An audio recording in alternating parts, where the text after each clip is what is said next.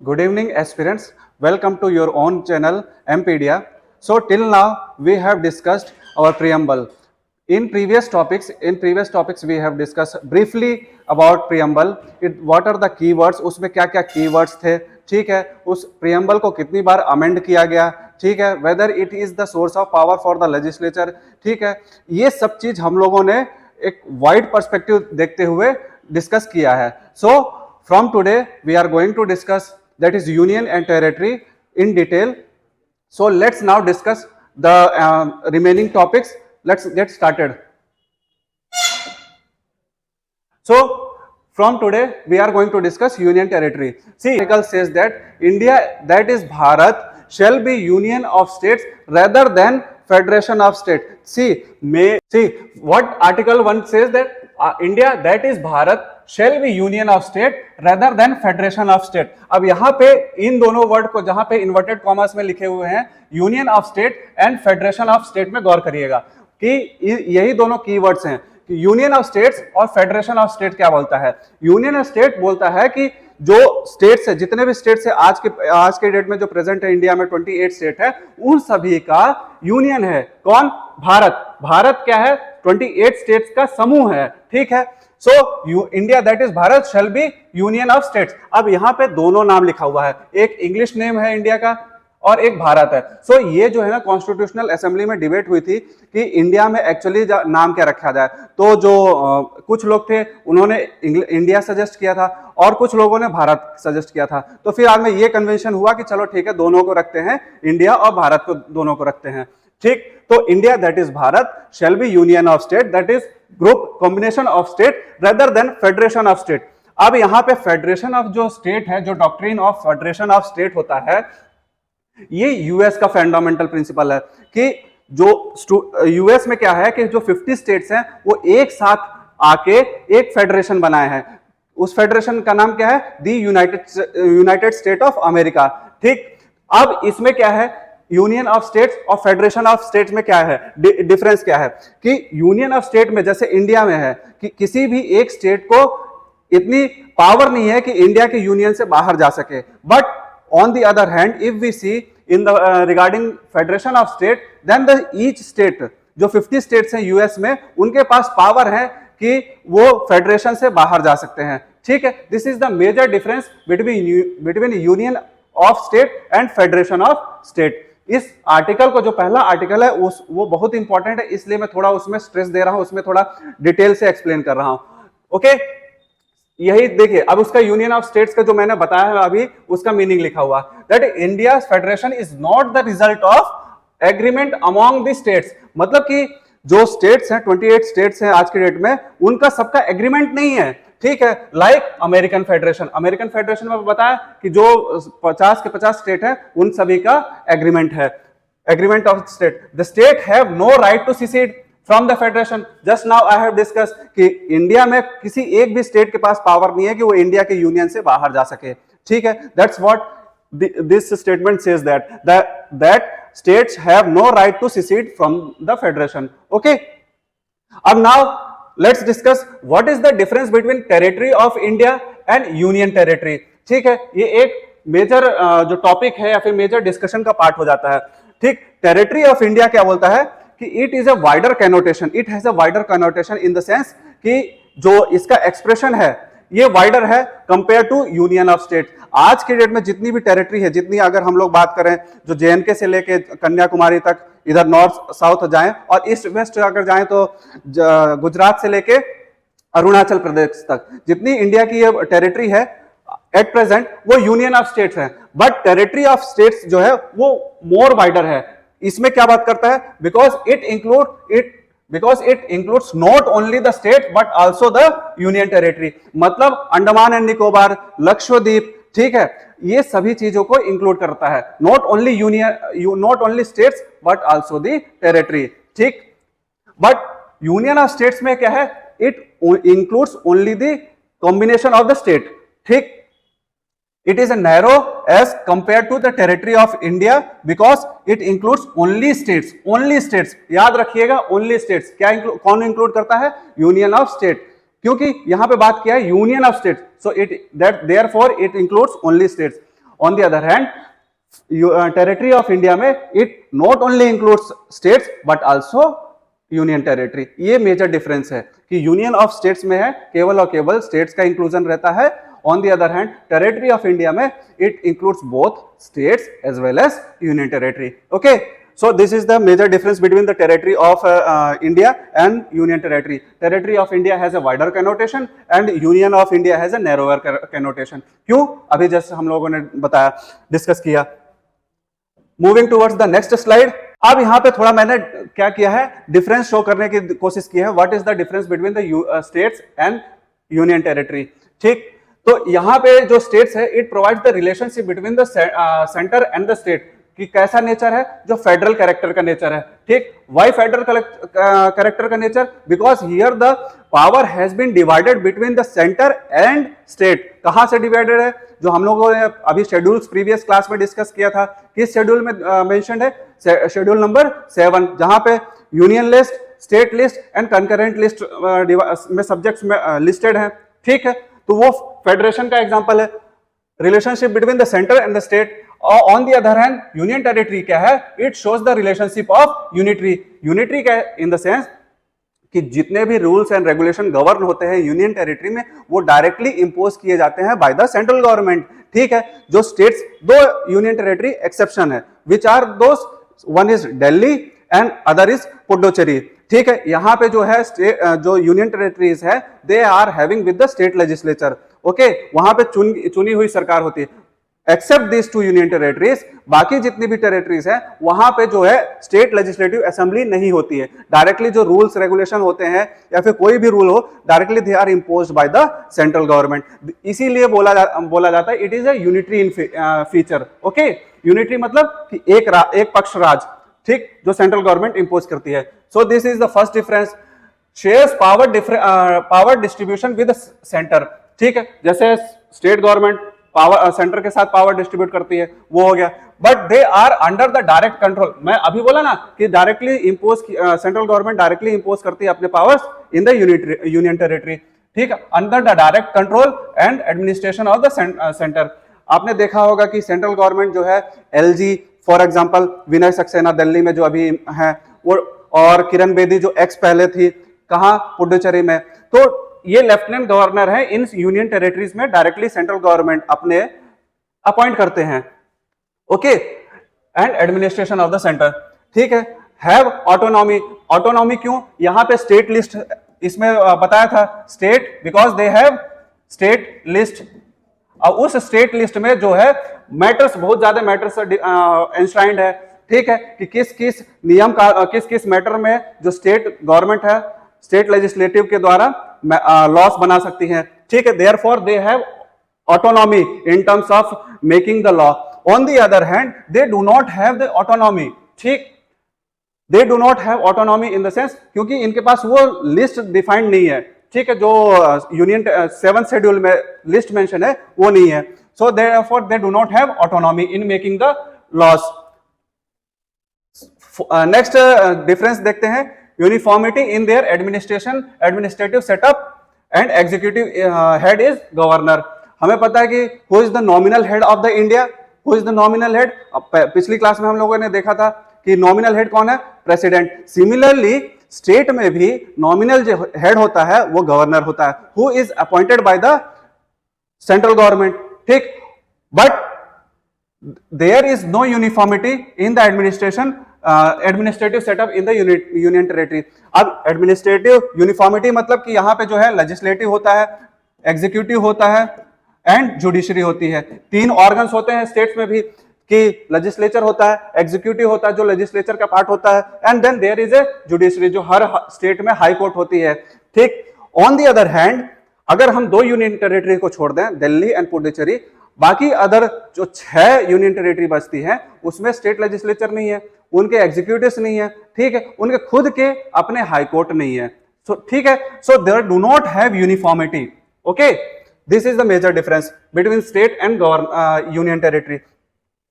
Governor is the constitutional head of the state. ठीक, अभी just मैंने बात किया who is the constitutional and the nominal head of the state? Governor. On the other hand union territory की अगर हम बात करें, so who is the nominal and the nominal head of the union territory. So administrator, ठीक, lieutenant governor, chief commissioner, they see the person is same but the designation and the name are different. Okay, now moving towards the next slide.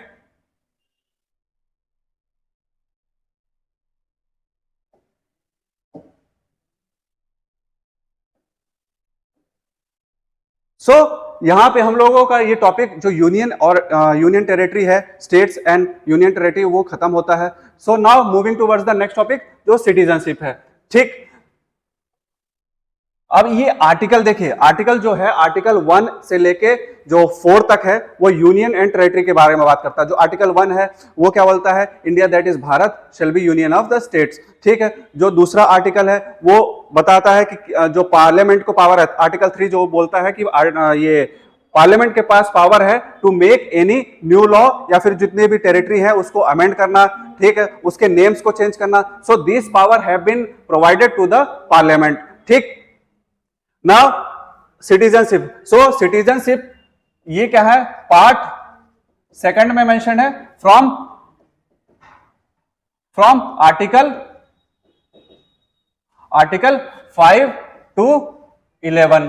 ठीक, 5 से लेके 11 तक के article में citizenship mention है. किस part में है, पार्ट सेकंड में है. ठीक, देखिए यहां पे पूरा लिखा, constitution citizenship deals with the article from 5 to 11 under the part second. Okay, this have been mentioned in the slide. It empowers the parliament to enact the law on any matters relating to the citizenship. So देखिए कि citizenship क्या होगा, किसी भी एक नागरिक को एक स्टेटस प्रोवाइड करने की बात करता है. सिटीजनशिप क्या है, एक नागरिकता क्या है, एक स्टेटस है जो किसी भी नागरिक को एक जो अथॉरिटी होती है, authority in the sense B it elected या फिर कोई सोसाइटी के द्वारा प्रोवाइड की जाती है. ठीक है. So citizenship is a status which is provided to the citizen, ठीक है, by some authority. It empowers, और वो जो इंडिया में वो अथॉरिटी कौन है, दैट अथॉरिटी इज पार्लियामेंट.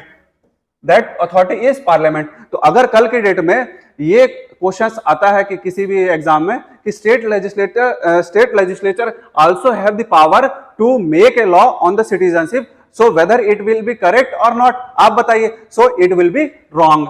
कि स्टेट गवर्नमेंट को, स्टेट लेजिस्लेटिव असेंबलीज को, they do not have the power to make any law on the citizenship. Only power has been provided to the parliament. Okay, now article 5, what article 5 said that कि जो जिस समय constitution बन रहा था, constitution assembly के समय, उस समय जितने भी लोग इंडिया के नागरिक थे उनको नागरिकता प्रदान करने के लिए आर्टिकल 5 बात करता है कि जो 1950 में जिस दिन कॉन्स्टिट्यूशन इनेक्ट हुआ था उस समय जितने लोग इंडिया के नागरिक थे, इंडिया के सिटीजन्स थे, उनको नागरिकता देने की बात करती है. ठीक है. Citizenship at the time of commencement of the constitution.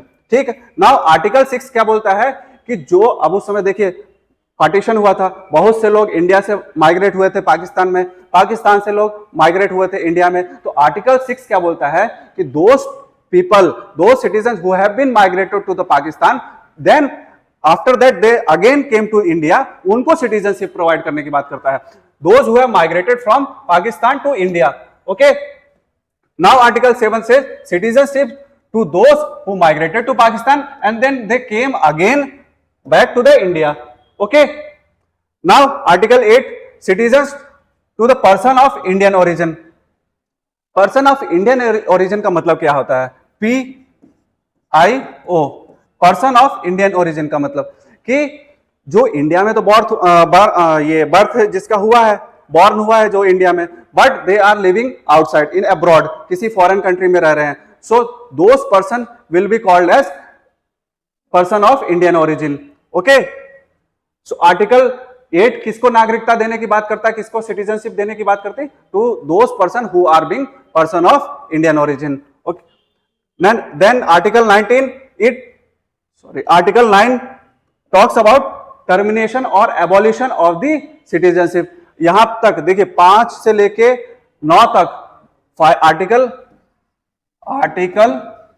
5 to 9 it provides कि कितने प्रकार से सिटीजनशिप देना पड़ेगा।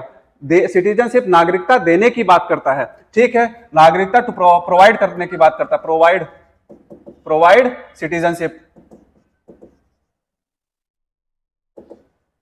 ऑन द अदर हैंड जो आर्टिकल 9 से 11 है, 9, 10, 11, वो एबॉलिशन की बात करता है, छीनने की बात करता है। और कितने ग्राउंड में आर्टिकल वो नागरिकता छीनी जाएगी वो अभी हम लोग डिस्कस करते हैं कि article 19 talks about termination of the citizenship. Termination of the citizenship in the sense कि ऑटोमेटिक टर्मिनेशन, कि मान लीजिए कोई पर्सन है वो इंडिया की खुद नागरिकता छोड़ना चाह रहा है, किसी दूसरे कंट्री की नागरिकता लेना चाह रहा है, so that will be called as automatic termination of the citizenship, ठीक।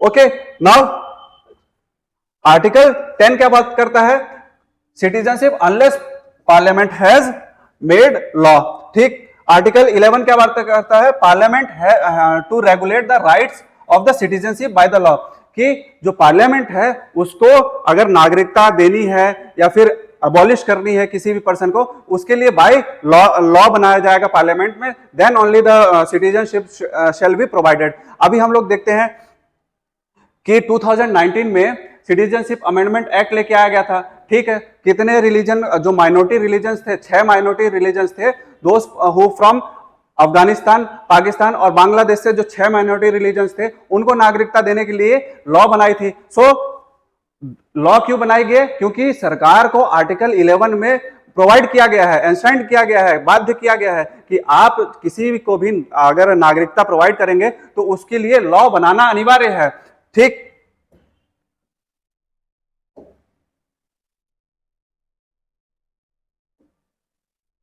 देखिए यहां पे लिखा हुआ है आर्टिकल, जो सिटीजनशिप अमेंडमेंट एक्ट 2019 जो लेके आया था कि 6 माइनॉरिटीज रिलीजन को नागरिकता देने की बात की थी। कौन कौन से थे, Hindu, Sikh, Buddhist, Jain, Parsis and Christians. कहां, किस कंट्री से जो आ रहे थे, अफगानिस्तान, देन पाकिस्तान, देन बांग्लादेश, इन 3 कंट्री से जो इंडिया में आ रहे थे और जो पहले रह रहे थे। किस डेडलाइन डिसाइड की गई थी कि 31 दिसंबर 2014 से पहले जितने लोग इन 3 कंट्री से आए थे, ये 6 रिलीजन, उनको नागरिकता देने की बात की थी।